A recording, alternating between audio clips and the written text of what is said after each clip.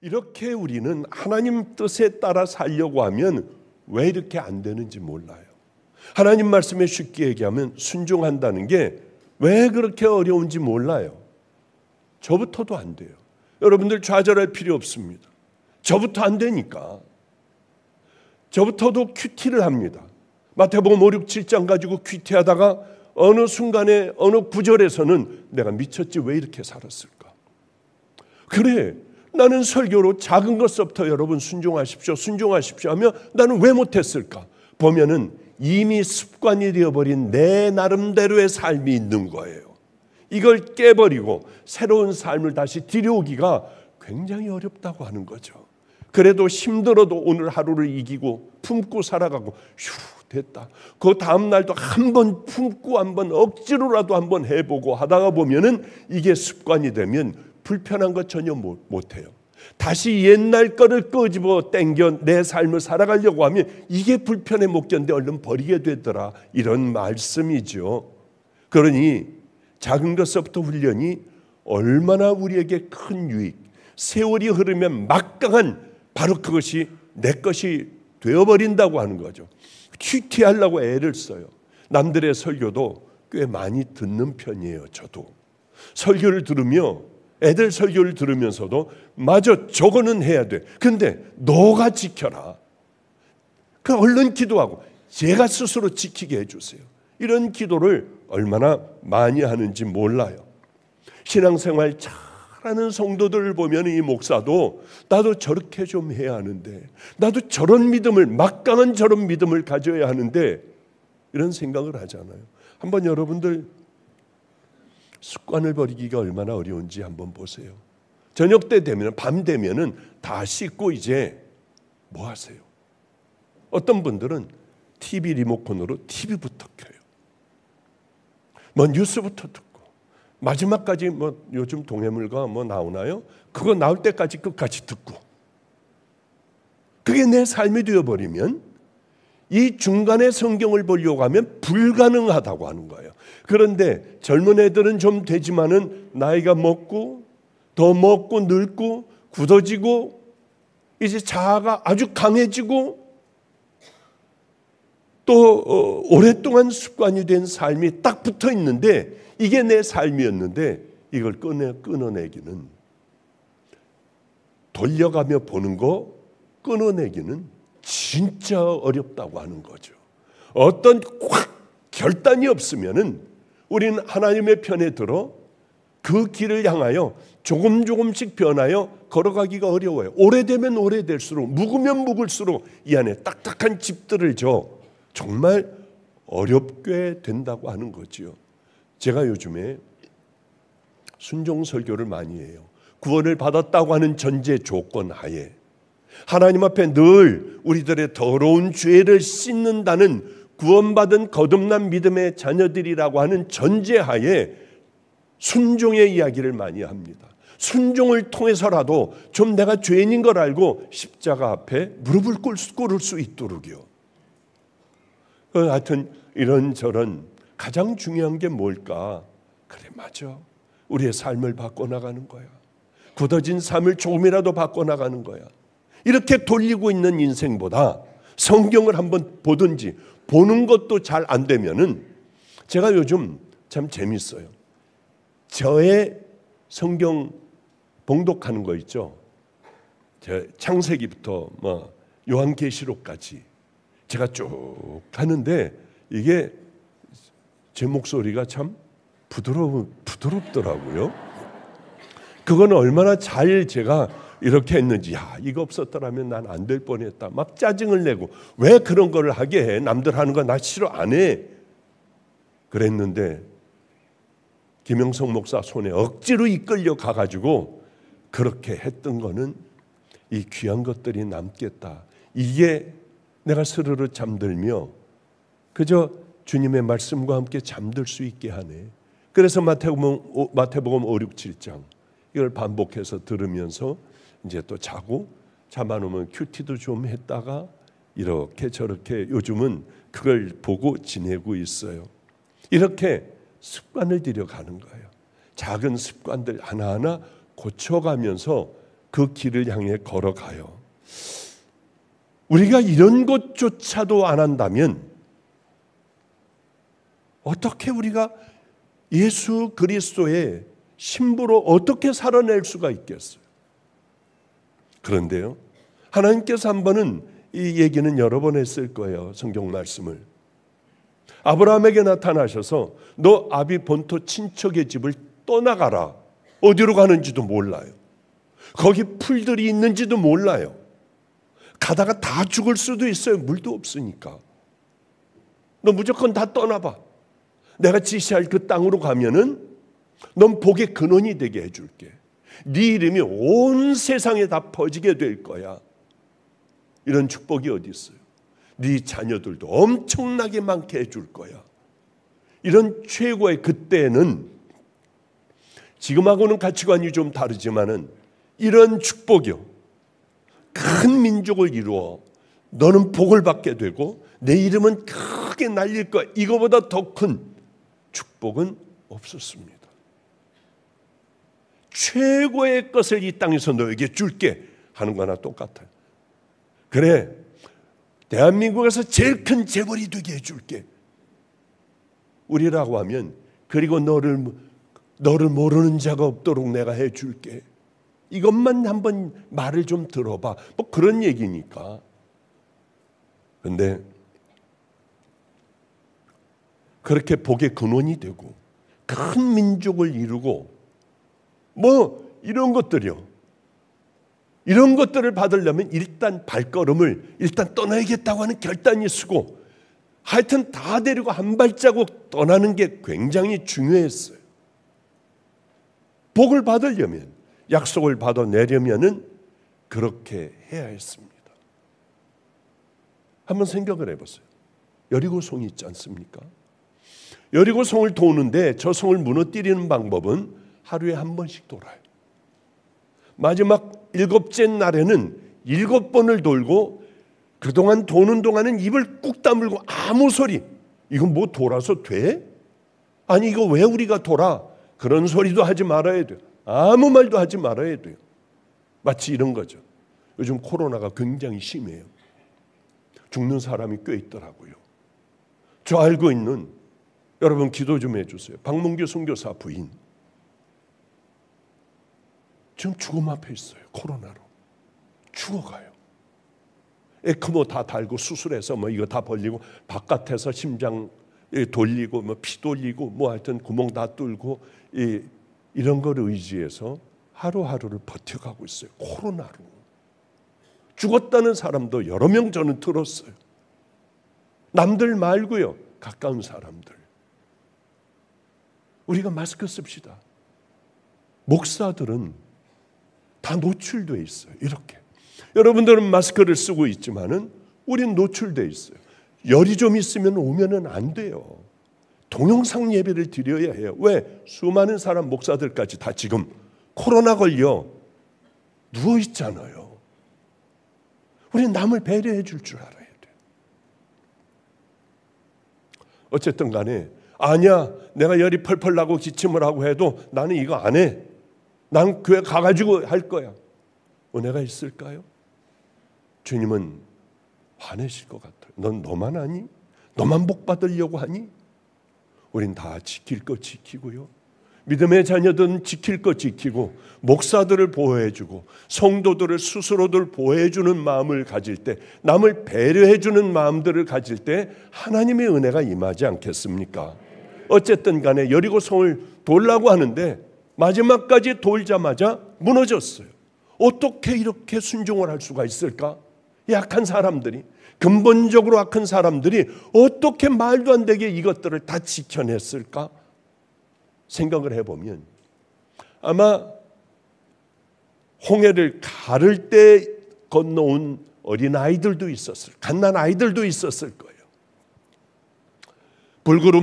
불기둥, 구름기둥이 서는 것, 만남의 추라기가 엄청나게 떨어져 모든 백성들이 그렇게 그것들을 먹는 그 광경도 본 아이들도 있을 거예요. 그런데 이 사람들 가운데 마음에 팍 심겨진 게 하나가 있는데 불평, 원망, 하나님의 말씀에 불순종을 했습니다. 애굽에 매장지가 없어 우리를 여기를 보냈느냐? 우리는 이제 다 죽었다. 모세 저거 죽여버리자. 그리고 애굽으로 돌아가자. 애굽에서는 우리 고기 굽는 가마 곁에 있었지 않느냐? 별의별 소리를 다 하잖아요. 근데 이 사람들의 가슴에 꽉 하고 박힌 게 하나가 있어요. 불평 원망하고 내가 준 가장 아름다운 땅, 그것에 대하여 너희들은 부정적으로 얘기한 자들은 다 못 들어간다. 너희들은 왜? 그 땅은 기가 막힌 땅이라서 어마어마한 그런 열매들과 젖과 꿀이 흐르는 땅입니다. 이럴 때는 다 할렐루야 할렐루야 하면서 할렐루야, 결국은 하나님의 약속을 우리가 다 이뤘구나. 하나님은 정말 저곳에 우리 들어가시게 하겠네. 거기까지는 할렐루야 하면서 그 다음에 그런데 그 땅은 아낙 자손들, 이런 거인들이 살아 우리는 메뚜기 같다. 그러자 다 울고불고, 좀 전에 할렐루야 했던 것은 달콤한 건 할렐루야 하다가 이제 믿음으로 들어가야 할 그 믿음을 가지고 들어가야 할 그걸 가지고는 우린 다 죽었다, 다 죽여버리자, 돌아가자, 그리고 이렇게 되는 거예요. 우리도 혹시 그런 믿음 갖고 있지 않습니까?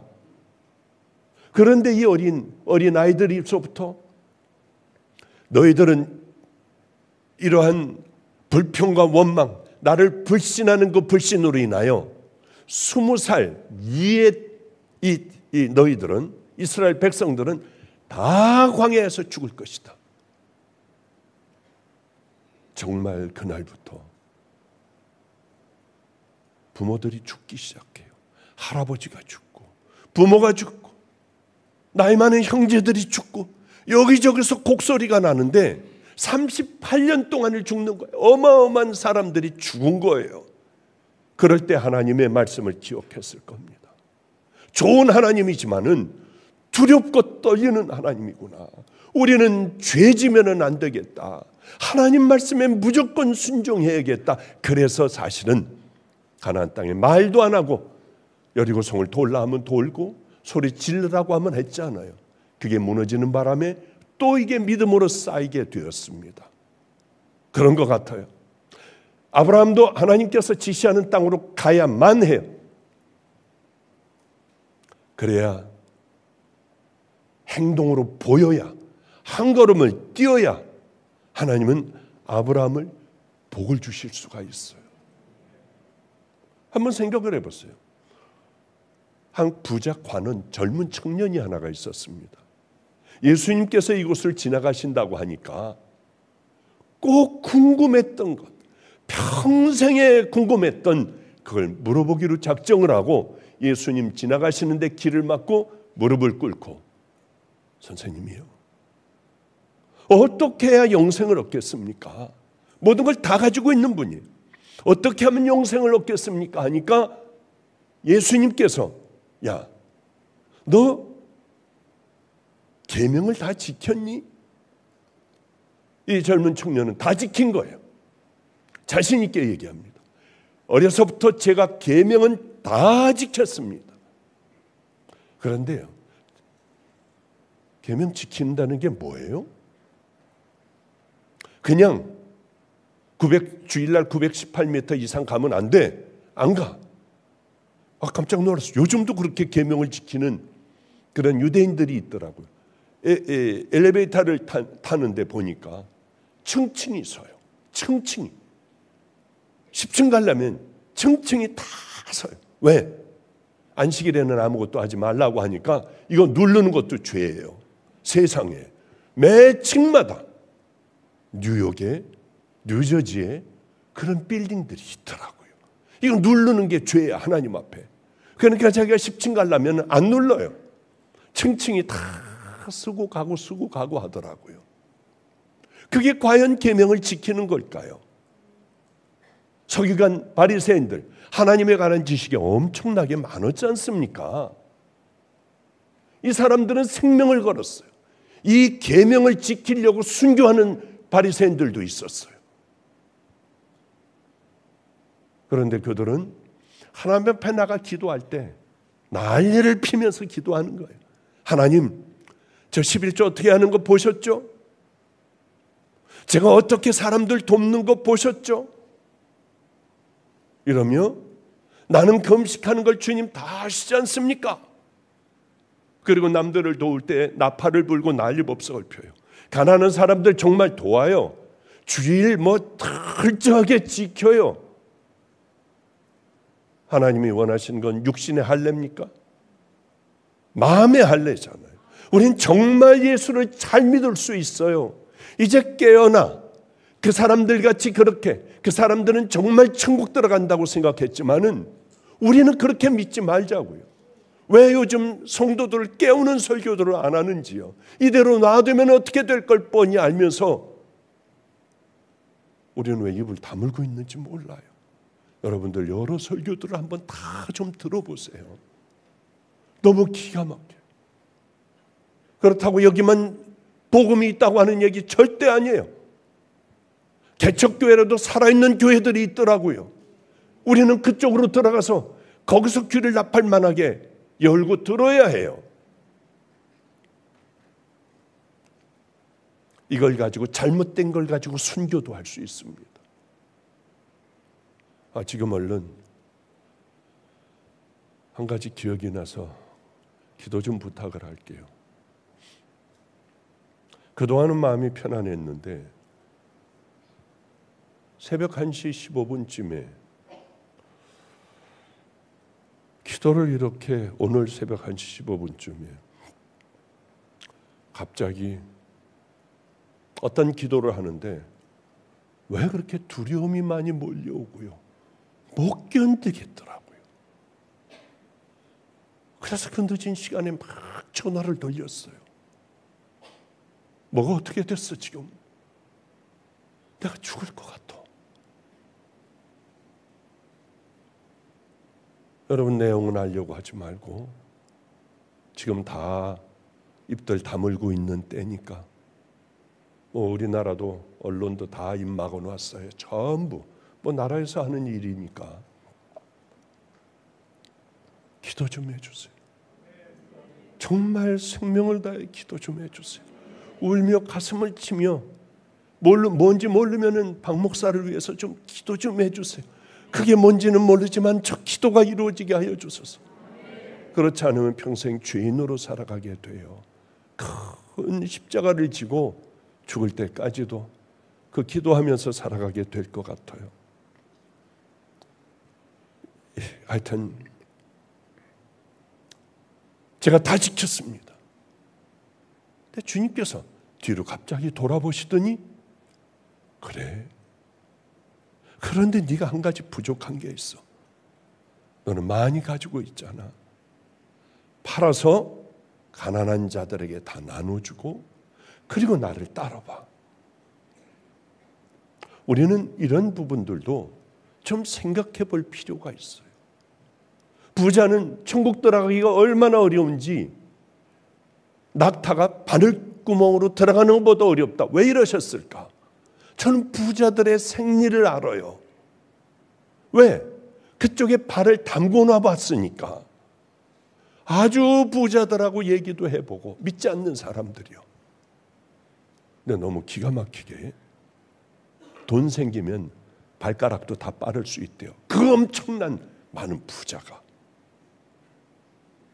누구라고 얘기하면 여러분들이 금방 알 수 있는 부자가. 발가락도 빤대요.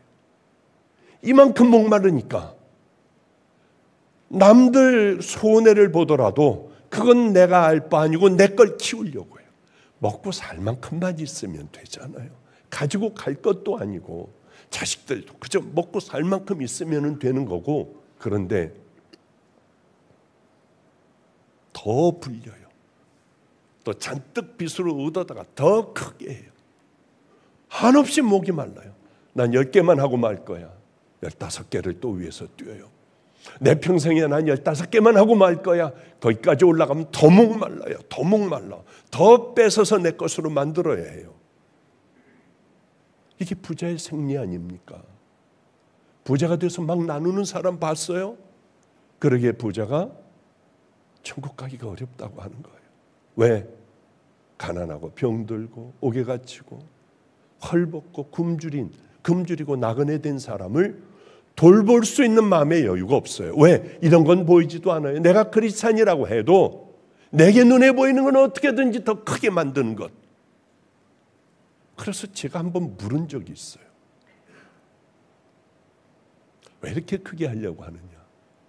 왜 이렇게 내 인생을 없애버려 가면서까지 여기에 매달리느냐? 나 이 많은 식구들을 먹여 살려야 한대요. 더 많은 식구들을 먹여 살려야 하고. 그래서 그런 거구나. 요즘은 이제 성경을 읽으면서 고개를 끄덕끄덕 하게 돼요. 그런데 하나님 앞에, 예수님 앞에 이거를 못하겠어요. 왜? 그게 가치관인데. 내 평생 지켜온 건데. 그러니 괴로워하면서 슬그머니 주님 곁을 떠나버려요.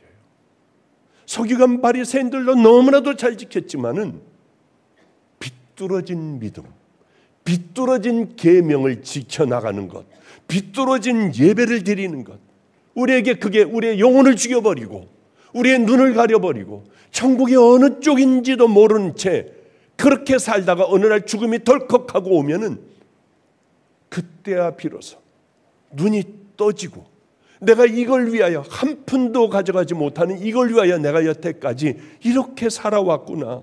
진짜 십자가를 만나면은요, 정말 십자가 밑에서 내 죄들을 깨끗하게 씻고 나면은 눈이 띄어지는데 그게 뭐냐면 내가 가지고 있던 소유가 아무것도 아니라고 한다. 정말 배설물같이 여기니까 버릴 거 아니에요. 이게 황금같이 여기면은 이걸 붙들잖아요. 그런데 진작 최고의 가치관을 만나면 내가 미쳤지. 얼마나 우는지 몰라요. 왜 이걸 붙들고 살았을까? 이게 인생의 최고인 줄 알고 왜 그렇게 살았을까? 그리고 얼마나 후회하는 수도 없는 많은 나날을 보내는지 몰라요. 그는 예수님을 정통으로 만나지 않았어요. 가지고 있으며 그저 칭찬받으려고 나왔을 뿐이에요. 그의 믿음은 그저 그것밖에는 없어요. 가짜 믿음. 우리도 이런 것 아닌가 한번 생각을 해보고요. 아니라고 생각하면 얼른 버리고 주님 앞에 얼른 엎드려 하나님 다 틀렸어요. 나 이제 다시 한번 시작해 볼게요. 늦었지만은 여러분 70에 그렇게 만나면 어때요? 80에 만나면 어때요? 90에 만나면 어떻습니까? 죽기 바로 전에 그렇게 만나 마음속에 결단을 하면 주님은 기뻐하시고 마지막 한편 강도와 같이 내가 오늘 나와 함께 낙원에 있으리라. 그게 하나님의 법 아닙니까? 그래 나는 평생 마음껏 살다가 마지막에 가가지고 그렇게 해야지. 이게 안 돼요. 안 되더라고. 많은 사람 보니까 안 되더라고요. 나 어떻게 하느냐고 하고 죽는 사람들을 너무 많이 봤어요. 내가 미쳤지 왜 이랬는지 모르겠다. 그때야 떠지며 깨닫고 알게 되는 거죠. 이 부자 관원도 청년도 죽음을 맞았을 거 아니에요. 어떤 생각이 들었을까? 어떤 생각이 들었을까? 마지막에 죽으며 그는 뭐를 후회했을까? 뻔한 것 아니겠습니까? 평생 괴로웠을 거예요. 어쩌면은 그렇게 떠나고 난 다음에 자기의 것들을 팔아 주님의 말씀대로 가난한 자들에게 다 나누고 마지막은 아름답게 주님 앞에 갔을 수도 있고 그가 주님의 말씀을 기억하고 그것이 늘 그를 찌르는 폐부를 찌르는 말씀이 됐다면 그는 견디지 못하고 결국은 그렇게 살다가 갔을 거예요. 또 한 사람이 있죠. 지식은 아무것도 없었어요. 그저 세만 더 받아먹으려고 하고 사람들에게 손가락질을 받아도 이 돈만 있으면 되는 거예요. 하나님에 대한 지식도 별로 없었어요. 이 부자 관원같이 그렇게 어떻게 해야 구원받고 뭐 율법을 다 지키고 계명을 지키고 이런 것도 없었어요. 어느 날 예수님이 여리고 성으로 지나가실 때 삭개오가 그 얘기를 들었습니다. 정말 만나보고 싶었어요. 그러나 만날 수가 없었어요. 나 같은 놈은 안 되지. 내가 어떻게 살아왔는데 온갖 죄를 다 짓고 주님을 만나면 너 임마, 너는 지옥 가 임마, 그러실 텐데 멀리서 만나는 방법이 없을까? 그러며 키 작은 난장이 삭개오는 그쪽에 와서 똑똑한 사람이었던 것 같아요. 지형을 보며 예수님이 이리로 지나가실 텐데 그러면 나는 아무리 뛰어도 안 되잖아.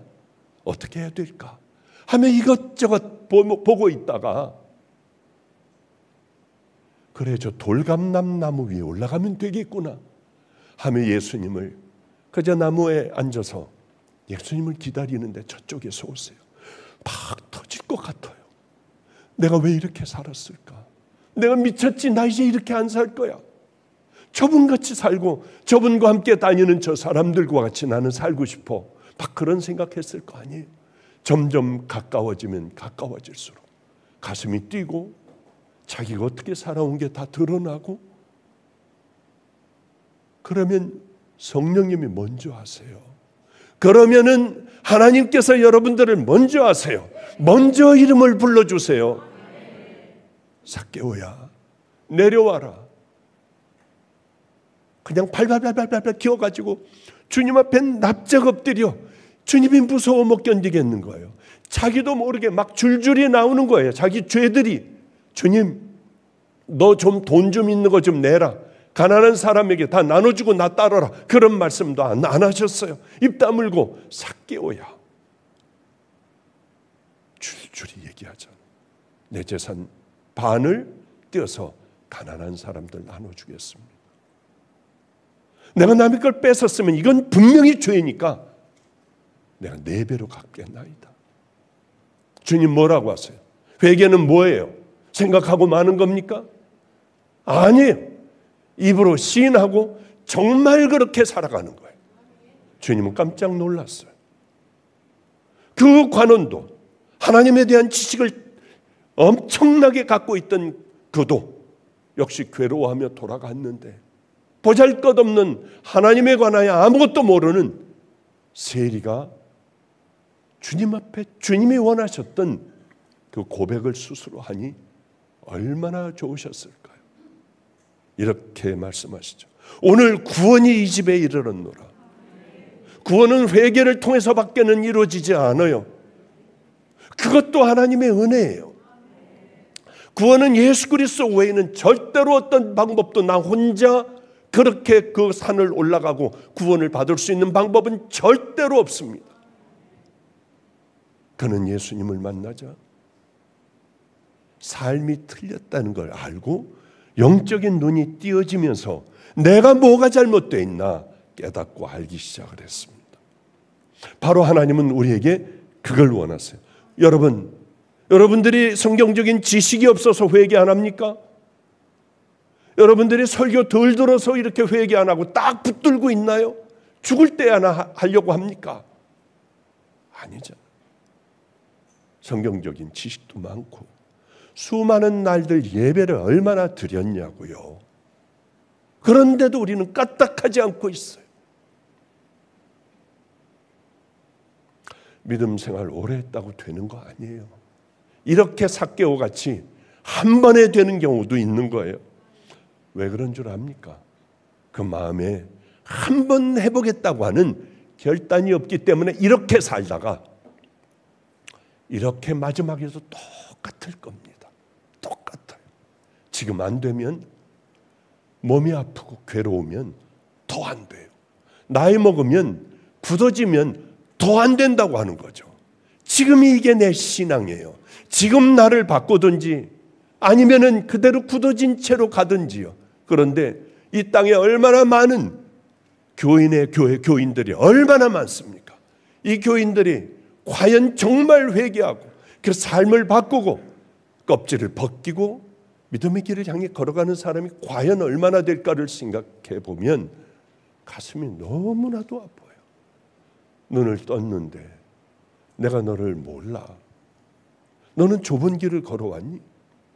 너는 말씀에 순종하여 반석 위에 집을 지은 그런 믿음의 자녀니? 너는 내 신부였니? 너는 내 말을 순종하고 지키며 살아왔니? 다 지킬 수는 없지만은 그러나 한 걸음 뛰었어요. 또 한 걸음 뛰었어요. 그래, 그렇게 하는 거야. 들어가자. 주님 그러실 거 아니에요. 그래요. 설교 많이 듣는데 수도 없이 목사의 괴로움은 수많은 설교를 하는데 사람들은 까딱하지 않고 움직이지를 않는 게 가장 고통스러워요. 그런데 가끔 이런 얘기가 들려오고 저런 얘기가 들려오면은 힘이 나요. 누워있다가도 벌떡 일어날 수가 있어요. 제가 이제 청년이나 고등학생들이나 저희 집에서 아침을 먹는데 건강한 사람들, 정말 믿음 좋은 사람들, 교회에서 저에게 고맙게 하는 사람들과 함께 먹지 않아요. 그러는 경우도 가끔 있지만은 정신적인 병이 있는 애들, 마음에 상처가 많은 애들, 이 세상 살아가는데 고통스러운 애들, 요즘 젊은 애들 있잖아요. 물론 그런 애들하고 같이 밥 먹으면 힘이 들어요. 그러나 그런 아이들을 회복시켜주는, 그리고 얘네들이 회복이 되어 갈 때 얼마나 행복한지요. 그런 얘기를 들을 때마다 힘이 부쩍부쩍 나고, 그래 얘네들을 하고 함께 할 수 있는 건물을 하나를 얻어야 하는데, 그래 얘 갈 데 없으니까 조그맣게 거기서 자기하고 거기서 상담도 하고 상담하는 사람도 불러놓고 이래서 얘네들을 막 바꿔놓아야 하는데 뭐 별의별 막 기쁘니까 별의별 생각은 다 안 하게 됩니까? 그래요. 이제 화요일 날은 어떤 목사가 정신적으로 힘든 아이들 또 변화시키려고 잔뜩 데리고 와요. 그래서 제가 먹는 아침은 풀떼기나 뭐 다 이런 거니까 이 아이들에게는 샌드위치를 해줄까? 맛있게 샌드위치를 해줄까? 별의별 생각을 다 해요. 애들을 잘못 키워서 이런 거예요. 하고 오냐 하고 키우고, 뭐 애들 넘어지면 얼른 가서 일으켜주고, 어이구 울지마 하고. 요즘 애들이요 참을성이 없어요. 인내심이 전혀 없어요. 아주 이기주의적이에요. 자기만 알아요. 그러니까 회사 들어가서도 여기 별로 마음에 안 들면은 나는 내 개발을 위해서 여기 안 가 하고 다른 데로 가요. 월급 조금 더 준다면 그리로 가요. 편하다고 하면 저리로 철새같이. 우리 때는 왜 그렇잖아요. 회사 한번 들어가면 거기서 은퇴하잖아요. 그래서 뭐 메달도 주고 금메달도 주고 그랬잖아요. 왜? 내 인생 전체를 거기다 회사에다 바치잖아요. 희생하잖아요. 요즘 애들은 그런 게 없어요. 교회 와가지고 그 다음날 안 나와. 전도사 뽑았는데 왜 안 나오냐? 아니 5시까지 있으라고 그러고 왜 6시까지 붙잡았어요? 지금은 교회 할 생각은 없습니다. 지금 아르바이트 하면 물류 뭐 거기 가면은 많이 받아요. 그래서 어느 정도 좀 와놓고 그 다음에 가겠습니다. 애들이 다 직장으로 생각하고요. 수요일 날 과외 수당을 달라. 왜? 출근하니까. 뒷목을 잡잖아요. 어떻게 이런 세대로 여러분들이 만들어 놨냐고요. 넘어지면 좀 피가 나도 좀 놔두고 지 혼자 일어나게 하고, 우리 때는 일어나 임마 얼른 벌떡 일어났어요. 다 까지고 피가 나도. 우리가 스스로 해결해야 됐어요. 단단했어요. 우리 때는 뭐 자살하고 뭐 시도하고 뭐 정신과 다니고 이게 없었어요. 그렇게 척박하게 살아가는데 왜? 스스로 다 해결했거든요. 이 시대는 아니에요. 그래서 이 아이들을 변화시켜야겠다. 이제 설교는 그렇게 많이 하지 않고 얘네들 변화시키고 목사들 좀 똑바로 세우고 그 일에 마지막에 올인해야겠다는 생각을 하게 되고, 그 아이들을 키울 목사들 좀 먼저 단단하게 해놓고요. 뭐 이런 생각들을 지금 많이 하고 있어요. 너무 많으니까. 거의 다예요. 거의 다.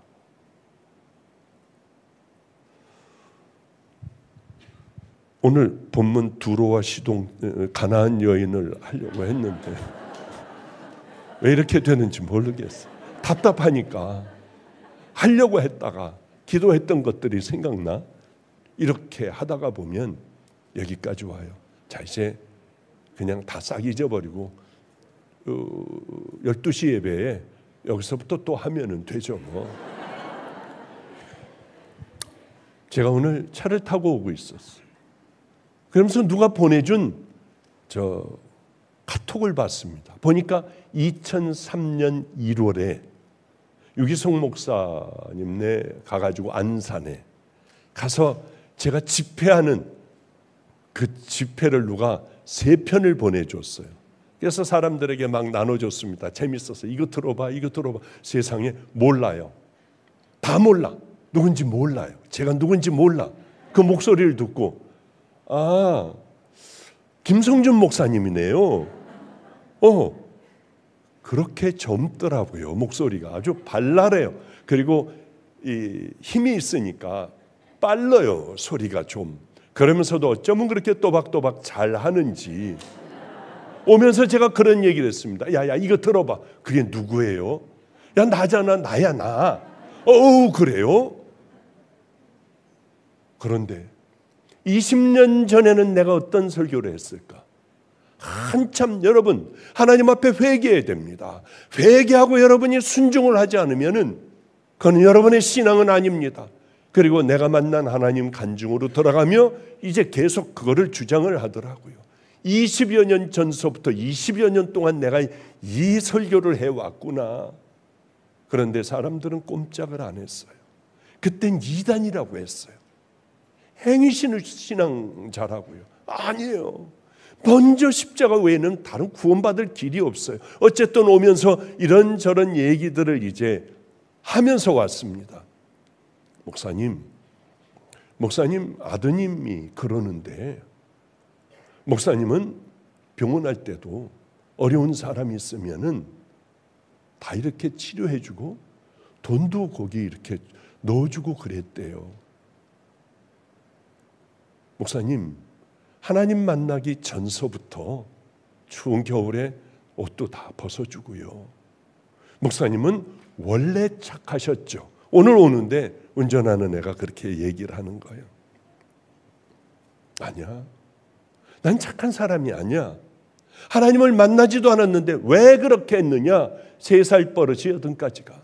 나 어렸을 때 할아버지에게 나를 맡겼고 할아버지는 항상 나를 가리키느라고 6.25 때 팔다리 잘라진 사람, 전쟁 끝나고 얼마 안 됐으니까 깡통을 여기다 대고 막 젓가락으로 막 두들기고 이런 사람들 빵을 잔뜩 사, 월급을 받으면은 빵을 잔뜩 사, 그분들에게 같이 나하고 함께 할아버지는 나눠줬어. 그저 한 5살, 6살, 5살 이때 아니에요. 그때서부터 할아버지가 옷을 벗어주고 끌어안고 돈이 없으면 끌어안고 기도해주고 우시고 하는 거를 나도 모르게 이 몸으로 저도 모르게 배웠어요. 난 착한 사람이 아니에요. 나도 모르게 그것이 익혀진 거예요. 저녁 때 아침에 일어나면 예배드리고 저녁 때 예배드리고 그리고 잠자리에 들고 그게 내 삶이었으니까 그게 스며든 거예요. 3살 버릇 80까지 가요. 왜 여러분들의 자녀를 그렇게 키우지 않느냐고요. 당신은 키웠어? 그럼 할 말 하나도 없어요. 그냥 저는 그냥 나는 못한, 나는 바람풍 해도 여러분 바람풍 하라고 하는 거예요. 여러분의 자녀들에게 너희들 자녀들은 이렇게 키워라. 꼭 그렇게 키워라. 그래요. 그렇게 키우니까 주님이 없어도 내게 하나님이 없어도 나는 그렇게 살아가고 있더라는 거죠. 그만큼 우리들의 훈련은 DNA를 바꿔놓을 만큼 뼛속까지 바꿔놓을 만큼 훈련은 우리를 천국으로 인도하는 저는 지름길이라고 생각하는 사람이에요. 그것의 기본은 십자가에 회개하고 예수님 때문에 한 걸음을 내딛고 예수님 때문에 그 다음에 힘들어도 그 다음 걸음을 내딛고 3일, 4일, 1년, 2년 되면은 3년, 5년 되면은 옛날 그 습관으로 다시 돌아가라고 해도 못 견디는 거죠.